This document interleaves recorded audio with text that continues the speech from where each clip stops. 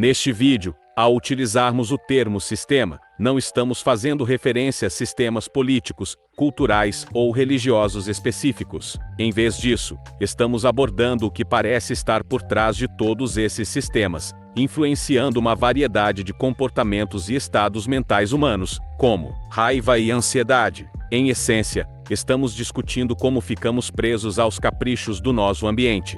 Quando contemplamos a condição humana, torna-se evidente que muitos de nós são consideravelmente afetados e controlados pelo mundo ao nosso redor.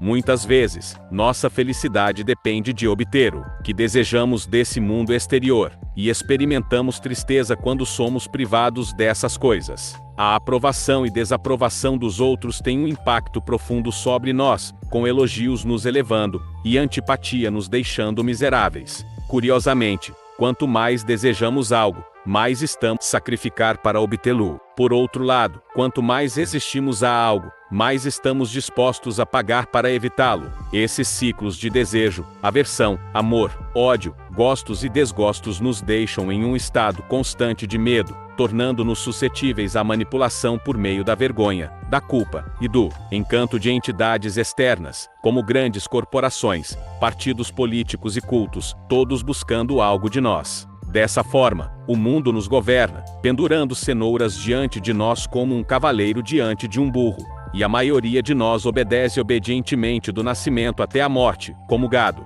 Mas, e se optássemos por rejeitar a cenoura? E se escolhêssemos escapar desse sistema? A filosofia antiga do estoicismo se concentra em alcançar a liberdade dos caprichos do nosso ambiente. É importante notar que alcançar essa liberdade não envolve destruir o nosso entorno. O mundo exterior não é o culpado. O universo opera como opera, e, embora tenhamos alguma influência, não podemos controlá-lo totalmente.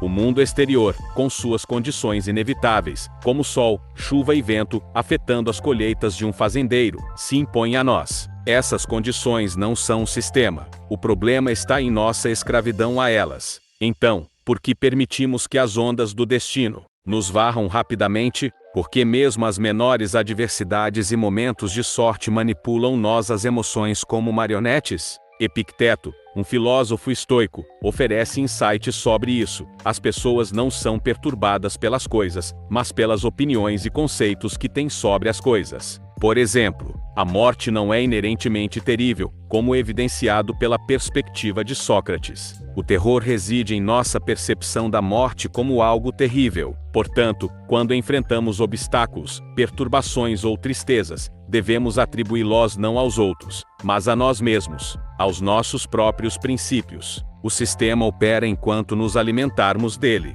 Quanto mais atribuímos tragédia e fortuna ao que é natural e além de nosso controle, mais nosso estado emocional é determinado pelo acaso. Felizmente, o estoicismo nos oferece sabedoria inestimável para nos libertar desse sistema. Aqui estão 7 princípios estoicos que podem nos guiar na substituição de uma forma de vida altamente vulnerável, errática e tumultuada, por uma existência pacífica e liberta.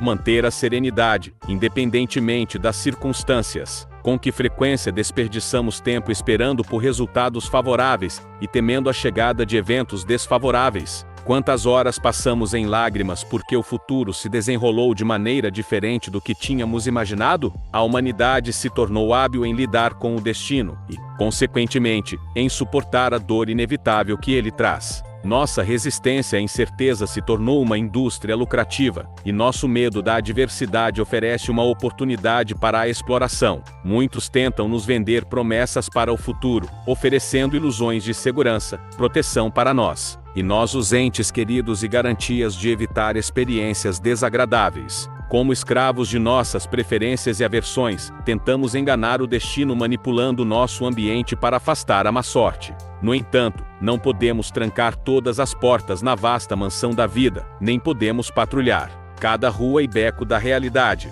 Apesar de investirmos tempo, esforço e dinheiro consideráveis em medidas protetoras, o destino sempre prevalece. Portanto, a verdadeira fuga do sistema está em aceitar o que vier ao nosso encontro, em vez de pagar um alto preço para resistir inutilmente ao inevitável. Adotando essa perspectiva, somos menos propensos a permitir que outros capitalizem em nossos medos, e experimentaremos menos perturbação quando a adversidade surgir. Sêneca expressou eloquentemente: por que então deveríamos ficar com raiva? Por que deveríamos lamentar? Estamos preparados para nosso destino. Deixemos a natureza lidar com seus próprios corpos. Seja o que for que aconteça, sejamos alegres, e reflitamos corajosamente que nada que é nosso perece.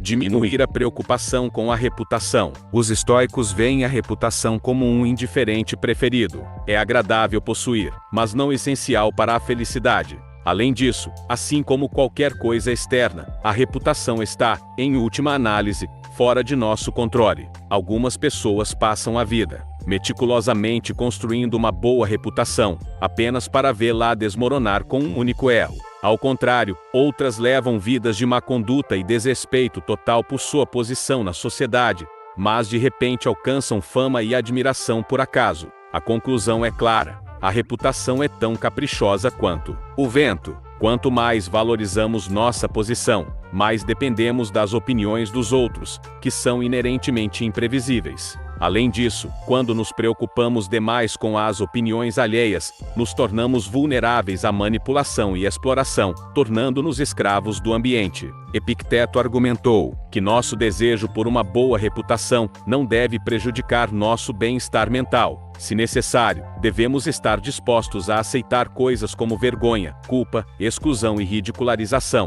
desde que isso nos permita alcançar a tranquilidade e a liberdade. Esses últimos estados estão dentro de nosso controle e, portanto, não são afetados pelas opiniões e julgamentos dos outros. Desenvolver a habilidade da resistência. Na maioria das vezes, quando nos encontramos em uma situação desagradável, nossa inclinação imediata é buscar uma fuga rápida. No entanto, isso nem sempre é possível. Como resultado, muitas vezes recorremos à reclamação, lamentação e nos sentimos miseráveis, acreditando que merecemos uma situação melhor. Na verdade, não somos fundamentalmente merecedores de nada, e muitas vezes a melhor abordagem para lidar com uma situação é simplesmente suportá-la. Com que frequência nos afastamos de nosso caminho escolhido, traímos nossa bússola moral ou comprometemos nossos valores simplesmente porque tememos suportar a dor. A dor tem um grande poder, levando pessoas boas a se envolverem em comportamentos antiéticos ou a se absterem de praticar atos virtuosos. A dor continua sendo uma ferramenta de controle e, ao tentar evitá-la, caímos inadvertidamente na armadilha estabelecida por aqueles que tentam nos controlar, trocando nossa liberdade por um pequeno alívio da dor e do desconforto. Se suportar situações dolorosas for desafiador, podemos recorrer à sabedoria de Marco Aurélio. Suas meditações nos ensinam que a resistência não é necessariamente algo negativo. Pode servir a um propósito, oferecendo algo benéfico, mesmo que sua consequência seja a morte. Em suas palavras, tudo o que acontece é o suportável ou não. Se for suportável, suporte-o. Pare de reclamar. Se for insuportável, pare de reclamar. Sua destruição o acompanhará. Lembre-se de que você pode suportar qualquer coisa, desde que sua mente a torne suportável, tratando-a como de seu interesse fazê-lo. Essa abordagem pode ser comparada à interpretação de Albert Camus do personagem mitológico grego Sísifo. Os deuses condenaram Sísifo a empurrar eternamente uma pedra montanha acima. Seu caminho para a libertação estava em abraçar completamente seu destino, de modo que seu castigo deixasse de ser punitivo.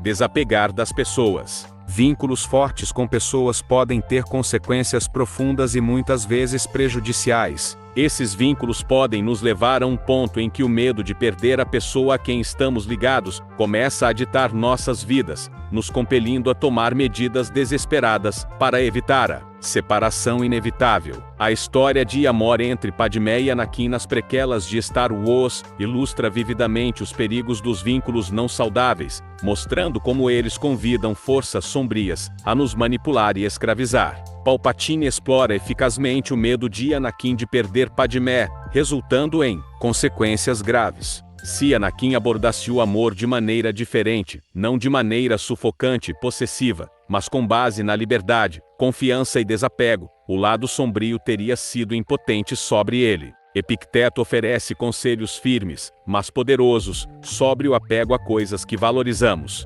Ele sugere que devemos vê-las como elas realmente são, destinadas a quebrar ou perecer. Ele nos aconselha a lembrar que nosso carinho se estende a categorias gerais, não a instâncias específicas. Por exemplo, se amamos uma xícara de cerâmica, devemos entender que é nosso apreço por xícaras de cerâmica em geral. Dessa forma, se ela quebrar, não ficaremos excessivamente perturbados. Da mesma forma, se beijarmos nosso filho ou cônjuge, devemos perceber que são seres humanos. Assim, não ficaremos arrasados se eles partirem. Desapegar de posses materiais. A corrida da sociedade na qual as pessoas investem inúmeras horas em empregos que detestam e suportam rotinas exaustivas é impulsionada pela busca implacável de posses materiais. A sociedade nos condiciona a acreditar que a felicidade é condicional e depende de várias circunstâncias externas, como uma renda específica, status social, um determinado grupo de amigos ou uma casa nos subúrbios. Enquanto não possuímos essas coisas, somos levados a acreditar que não podemos ser felizes. No entanto, precisamos questionar o valor dessas buscas. Essas buscas caem, principalmente no domínio onde o destino e a fortuna têm poder. Participar dessa busca é como lutar contra forças que nunca podemos realmente superar. Em sua carta a Lucílio, intitulada Sobre riquezas verdadeiras e falsas, Sêneca questiona o valor dessas posses materiais. Os sofás dourados, móveis de joias e afins realmente nos trazem felicidade, ou são ferramentas para ostentar uma fachada de boa vida? Sêneca argumenta que nossa felicidade não deve depender de nada externo, seja riquezas como ouro e prata, ou até mesmo as necessidades mais básicas, como água e mingau. Essa perspectiva nos torna independentes de circunstâncias externas, não importando o quão triviais sejam. Sêneca também sustenta que a verdadeira liberdade é desfrutada não pela pessoa levemente influenciada pela fortuna, mas pelo indivíduo sobre quem a fortuna não tem poder algum. Ele se refere às palavras de seu professor Átio, enfatizando que refletir sobre essas ideias nos permite não apenas parecer felizes, mas ser genuinamente felizes, encontrando contentamento dentro de nós mesmos, em vez de buscar validação dos outros. Fortalecer nossas respostas. Quando confrontados com provocações, insultos ou qualquer tentativa de nos ofender, nossa reação instintiva muitas vezes se inclina para a raiva e hostilidade. Dessa forma, o sistema concede aos outros o poder de nos fazer sentir mal, permitindo que seu comportamento influencie nossas ações. Isso inadvertidamente liga nossa felicidade às ações dos outros. Indivíduos que exibem traços desagradáveis, como serem obnoxiosos, tóxicos, narcisistas ou psicopáticos, podem infiltrar-se em nossas vidas como nuvens persistentes, esperando nos banhar com sua malícia, visando nos fazer sofrer. No entanto, temos uma escolha crucial, como Viktor Frankl observou, entre o estímulo e a resposta há um espaço. Nesse espaço está o nosso poder de escolher nossa resposta. Em nossa resposta reside nosso crescimento e nossa liberdade. Se respondermos a essas pessoas com raiva, medo ou hostilidade, essencialmente entregamos a chave de nosso bem-estar emocional. Ao escolhermos ser indiferentes a elas, impedimos que elas se infiltrem em nossos corações e mentes, apenas poluindo o espaço ao nosso redor. Fazendo essa escolha, salvaguardamos nossa liberdade e tranquilidade interior. A lição aqui é clara: somos apenas escravos se escolhermos ser, ou se não percebermos que temos o poder de escolher a liberdade. Abraçar a mortalidade. Alguns argumentam que o medo fundamental de todos é o medo da morte, da mesma forma que o medo da dor pode moldar significativamente nossa forma de vida. Os estoicos argumentam que uma vida virtuosa tem maior significado do que uma vida longa. Embora não tenhamos controle sobre o comprimento de nossa vida, temos agência sobre a qualidade da vida que levamos. Temer a morte pode nos levar a existir apenas para evitá-la, em vez de viver verdadeiramente e tornar a vida excepcional. Esse medo nos leva a evitar até a menor sugestão de perigo e a buscar circunstâncias que proporcionem uma ilusão de segurança, tornando-nos ovelhas ansiosas, seguindo qualquer pastor que prometa outro dia de luz. No entanto, nenhum pastor pode nos salvar das consequências inevitáveis da vida. como a desintegração de nossos eu percebidos e o retorno de nossos corpos físicos à natureza. Temer a morte é inútil e, pior, perigoso, pois potencialmente nos impede de viver corajosa e virtuosamente. Marco Aurélio argumenta que a morte também é um evento natural, semelhante ao crescimento, maturidade ou ao primeiro cabelo grisalho. Tudo vem à existência, passa e faz transições. Uma pessoa pensante deve antecipar a morte, não com indiferença, impaciência ou desprezo, mas reconhecendo-a como um dos eventos inevitáveis da vida, da mesma forma que esperamos a chegada de um filho do ventre de sua mãe. Devemos aguardar a hora em que nossa alma emergirá de seu recipiente terreno. E é isso, por hoje. Espero que você tenha gostado deste vídeo. Se inscreva para assistir mais conteúdo como esse. Boa sorte!